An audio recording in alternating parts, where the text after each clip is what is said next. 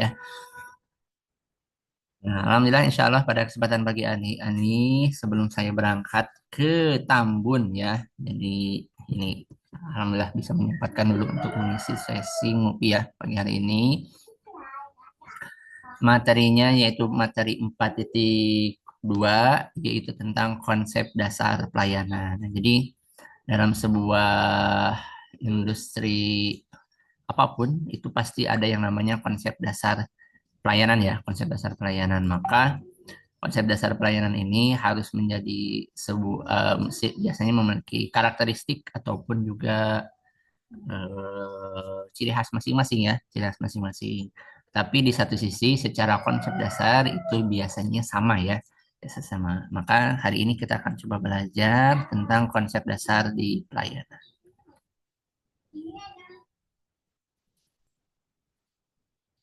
Jadi pelayanan prima, mungkin kita sering mendengar ada yang namanya konsep pelayanan prima ya.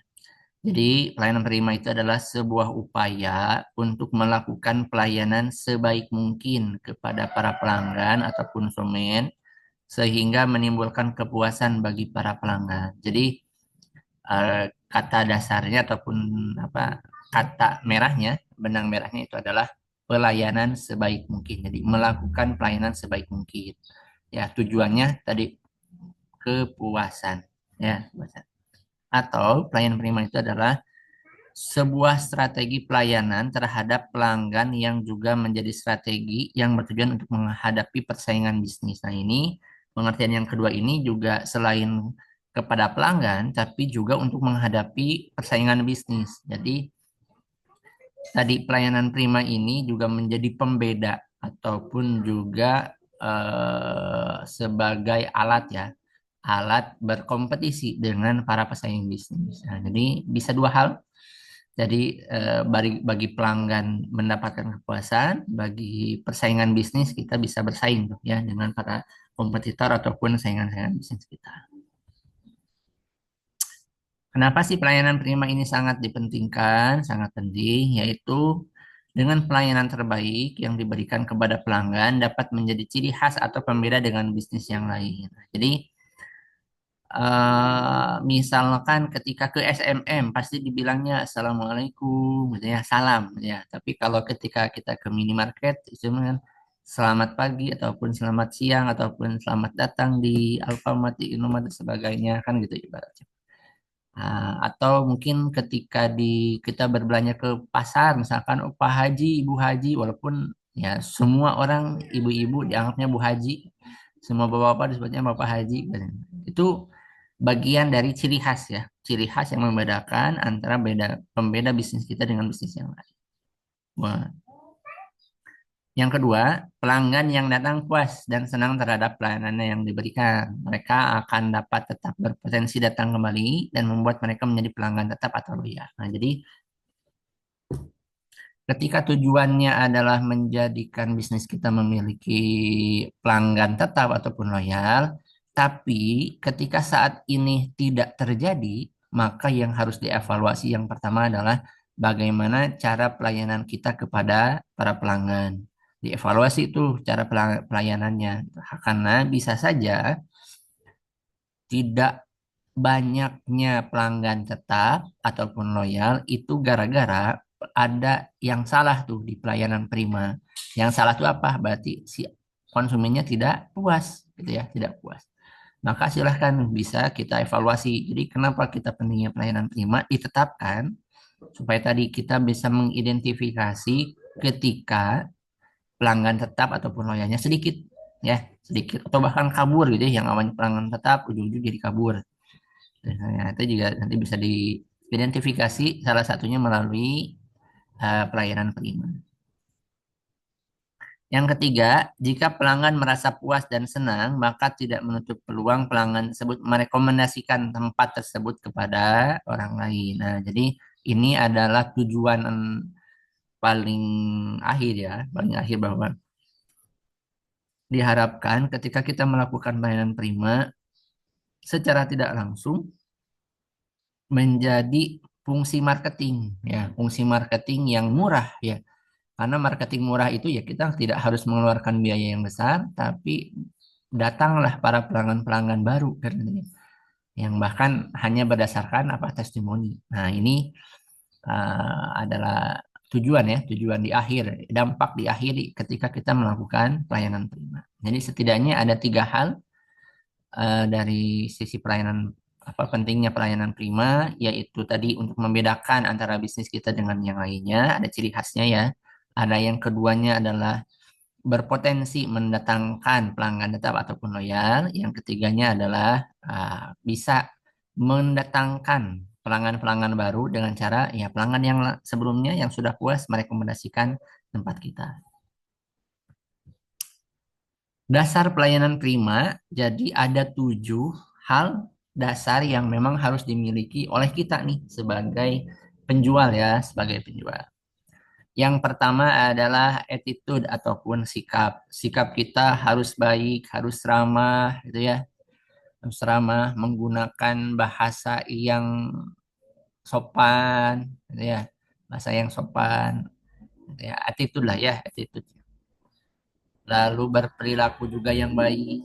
Nah, ada juga ability, kemampuan. Kemampuan itu contoh sederhana adalah kita misalkan tahu cara packing, harus tahu tuh cara packing. Yang keduanya misalkan cara ngitung, harus bisa tuh cara ngitung. Misalkan, oh ini kalau saya beli sekian, kira-kira diskonnya berapa ya? Tiba-tiba harus bisa tuh ngitung sampai ke misalkan. Atau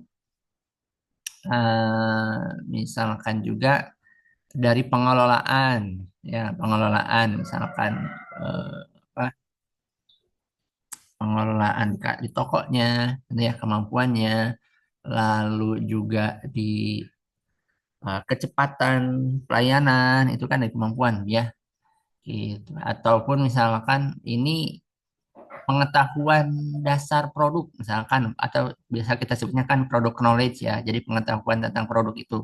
Misalkan ditanya Pak ini gulanya gula asli ataupun bukan, ini gulanya dari mana, oh ini kira-kira enaknya campur sama apa, itu kan bagian dari kemampuan ya, dari kemampuan dasar. Nah, jadi jangan sampai juga ketika kita ditanya tak tahu tuh misalkan produk knowledge-nya produk knowledge-nya seperti apa. Setidaknya hal-hal basic itu harus harus tahu. Attention ataupun perhatian. Bapak, Ibu ada yang bisa saya bantu? Misalkan ya. Jadi misalkan ketika ada eh, ada pelanggan yang sekiranya bingung dan sebagainya, itu kan ada perhatian, action, tindakan. Jadi ketika harus juga bisa bertindak, accountability harus bisa bertanggung jawab, ya. Ada appearance penampilan. Nah, penampilan pun juga harus harus diperhatikan juga misalkan ya walaupun kita di toko sendiri gitu ya, di toko sendiri ataupun tinggal di toko, tapi tetap harus dari sisi penampilan harus rapi ya. Penampilan rapi itu tidak harus pakai pakaian yang mahal, tapi harus rapi ya. Syukur-syukur bisa memang misalkan dari sisi kantor ataupun dari tokonya sendiri menetapkan seragam khusus misalkan, itu lebih bagus lagi itu, jadi nanti ada ciri khas tersendiri boleh. Bahkan wangi ya, jangan sampai bau juga gitu ya, rapi dan sebagainya. Ada juga di simpati ya, harus bisa bersimpati itu, simpati juga kepada pelanggan. Bersimpati itu seperti sifatnya misalkan, oh ini ternyata ada ibu-ibu nih, misalkan kita lagi ngebuka toko makanan ya, misalkan toko makanan makanan, ternyata dia yang bersangkutan itu adalah ibu-ibu yang sudah cukup tua misalkan kan gitu ya. Ya udah, ketika pelanggan yang lain mereka itu barangnya ataupun produknya itu ataupun makanannya itu diambil di tempat di kasir misalkan ya, di kasir ataupun di tempat tertentu pengambilan makanan, maka misalkan oh ini karena ada orang tua yang sudah sepuh gitu ya, daripada harus memanggil nomor antrian sekian Ibu Anu misalkan, ya udah kita antri, itu bagian dari bersimpati. Lalu untuk yang selanjutnya, kenapa sih pentingnya memahami konsumen? Nah, jadi Setiap konsumen memiliki keunikannya masing-masing, sehingga perlu dilakukan pendekatan dengan metode yang berbeda. Seorang penjual harus memiliki metode pendekatan yang berbeda-beda bergantung pada siapa calon konsumennya. Dengan mempelajari karakteristik konsumen yang ada, seorang penjual dapat memaksimalkan hasil akhir yang ingin didapatkan dari calon konsumen. Nah, jadi kita coba ada berapa nih? Satu, dua, ada tujuh, ada lima ya. Ada lima tipe konsumen dari sudut pandang penjual. Ada yang namanya, yang pertama adalah konsumen baru ya. Konsumen baru. Konsumen baru itu konsumen yang baru pertama kali membeli produk. Nah, ini biasanya mah boleh tuh kita biasanya suka pada nanya-nanya nih ya. Oh, ini produknya seperti apa ataupun dia diam gitu ya, diam duduk misalkan ataupun berdiri sambil membaca deskripsi produknya gitu ya. Untuk tipe-tipe yang konsumen baru ini boleh tuh ketika memang kita memungkinkan untuk datang gitu ya, datang, ibu ini ibu cari barang apa atau ibu ada yang ditanyakan tentang produknya dan sebagainya itu juga boleh. Jadi kalau ketika konsumen baru berarti dia belum tahu tuh ataupun masih mencari tahu produknya kayak apa. Ada konsumen potensial, misalkan konsumen yang menunjukkan ketertarikannya terhadap produk yang Anda tawarkan. Nah, jadi misalkan ketika kita menawarkan, oh ibu ini susunya kayak gini, kayak gini, kayak gini, ini bagus untuk anaknya nanti anak gini, gini, gini. Lalu biasanya tip, muncul reaksi dari si konsumen itu, misalkan, oh iya ya, kalau ibu kalau beli sekarang, ibu akan dapat diskon sekian ataupun nanti akan ada hadiah dan sebagainya. Lalu kan ada muncul misalkan, eh, kalau gimana caranya saya mendapatkan diskon ini, gimana caranya saya mendapatkan hadiah ini. Nah ini bagian dari konsumen potensial nih. Jadi konsumen yang tidak hanya bertanya, ya bertanya ataupun menjawab, tapi dia pun juga secara respon sedikit banyaknya seperti berpeluang untuk closing ya, untuk closing. Ini kita sebutnya konsumen potensial. Ada konsumen impulsif, konsumen yang dapat membuat keputusan dengan cepat. Wah, ini biasanya contohnya seperti laki-laki ini ya. Laki-laki itu datang ke toko, cari barangnya, langsung bayar. Tidak seperti ibu-ibu yang keliling-keliling dulu. Nah, gitu ya. Nah, jadi ada sepaham juga tuh. Oh ini kayaknya konsumennya ini kayaknya lebih cepat nih. Nah, Bapak ini ada produk ini nih mau diambil nggak? Oh nggak, saya nggak mau. Nah, oke, berarti ini nanti ada juga tindakannya. Ada konsumen diskon, konsumen yang enggan untuk membeli produk pada harga yang ada. Biasanya dia itu ada label ya, ada label-label khusus tuh. Kalau di minimarket kan ada label kuning ya, ada label kuning. Nah, di toko kita boleh tuh. Kita membedakan ada label khusus yang label harga yang biasa, normal, ada yang label harga diskon, itu boleh. Nah, biasanya untuk konsumen tipe diskon ini dia akan mencari harga-harga label-label harga yang diskonan ya, diskonan. Itu juga boleh. Ada konsumen loyal, konsumen yang merekomendasikan produk kepada temannya maupun keluarganya. Ini harus dijaga sangat baik nih ya. Misalkan kita membuat program di momen-momen tertentu ada reward misalkan untuk konsumen loyal ini itu boleh itu bisa juga. Ini tipe konsumen, ada tipe konsumen yang hemat, ya. Tipe konsumen hemat, ada satu adalah konsumen hemat ini harus mampu menjelaskan manfaat dan keuntungan produk dengan baik dan jujur kepada konsumen. Karena tadi dia ini konsumen hemat, berarti misalkan oh ini dia punya uangnya sedang terbatas, misalkan akhir bulan, tapi dia ingin makan makanan yang bergizi, nah itu boleh tuh. Bapak kayaknya kalau Bapak sedang punya uangnya segini, misalkan budgetnya sekian, saya rekomendasikan barangnya yang ini saja, misalkan. Karena ini kemampuannya gini-gini, gini. Hampir sama dengan produk yang sejenis, misalkan, tapi harganya mahal dan sebagainya. Itu kan bagi tipe konsumen hemat ya. Ada tipe konsumen pendiam. Ya, ini memang harus sabar ya, harus bersabar dan mampu menguasai cara komunikasi yang lebih agresif, namun tetap berkualitas. Agresif itu ya tidak harus juga misalkan apa ya bertanyaannya juga harus tetap sopan ya harus tetap sopan gitu ya Jadi yang pendiam ini pasti ada lah ya konsumen yang pendiam. Ada tipe konsumen yang arogan, banyak bersabar, dan hindari adu argumen. Lakukan banyak pujian dan berbicara secukupnya tanpa memotong pembicaraan. Nah, jadi kadang suka ada ya. eh oh ini barangnya gini gini gini gini, gini. Saya nggak mau kau. Nah, itu boleh tuh kita tetap harus bersabar. Kita harus bisa mengendalikan emosi. Biarkan dia selesai dulu dengan omongannya, baru kita eh, apa menjelaskan secara detail ya, jangan sampai tadi memotong pembicaraan. Kalaupun memungkinkan, berikan pujian ya, berikan pujian dan bicara secukupnya saja gitu, karena kalau kita berbicara justru dilebih-lebihkan atau justru berlebihan, lebih panjang daripada yang dia omongkan, bisa aja nanti ya gelut gitu ya, nanti diajak gelut kali. Oke, yang terakhir kita ada tipe konsumen cerewet. Konsumen yang seperti ini biasanya berusaha menjadi pendengar, kita itu harus menjadi pendengar yang baik. Namun dalam kesempatan berbicara harus mengarahkan pembicaraan kepada promosi produk. Jadi kan suka ada yang misalkan banyak ngomong bla, bla, bla, bla, bla, gitu ya. Kita dengerin aja dulu dengan baik. Nanti kalau sudah baru kita promosikan produknya. Ada juga tipe konsumen pembanding. Nah, jadi misalkan kita ngejual keju, kejunya ada dua, ada craft, ada procis.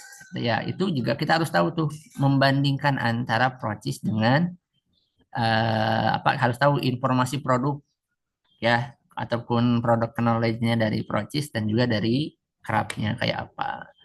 Misalkan kemarin tuh pernah tuh ada anggota yang nanya kan, itu di forumnya procis kan, di pelatihan procis, si ibunya yang nanya, saya rasa lebih bagus craft ya dibanding procis gitu ya. Oh, itu di kandangnya procis sendiri ada konsumen yang ngomong kayak gitu tuh. Tapi dia apa?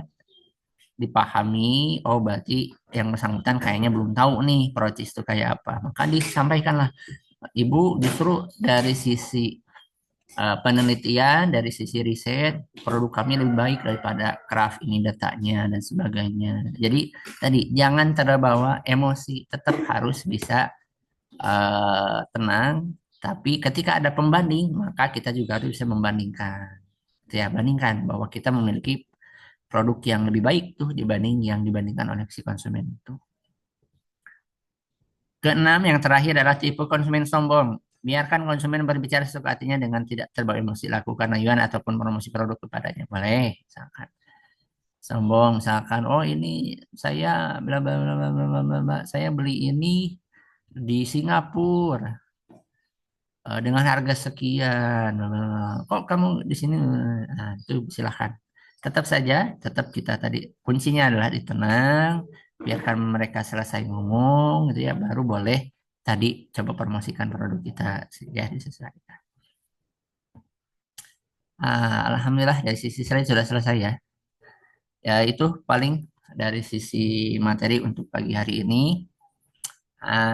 Saya kira teman-teman juga secara tidak langsung sudah sangat paham ya, karena kita berinteraksi baik itu di niaga ataupun di SPPS. Di SPPS kan pasti ada anggota tuh yang tadi yang tipe-tipe cerewet, tipe-tipe pembanding, tipe-tipe yang sombong, juga hampir sama. Jadi tipe-tipe konsumen dan juga eh, konsep dasar pelayanan prima ini bisa dilakukan, bisa digunakan di berbagai macam kesempatan ataupun berbagai macam situasi, baik dan juga di semua bisnis ya. Karena tadi ini secara basic dasarnya semuanya teorinya sama. Alhamdulillah itu yang bisa saya sampaikan. Terima kasih atas perhatiannya. Assalamualaikum warahmatullahi wabarakatuh.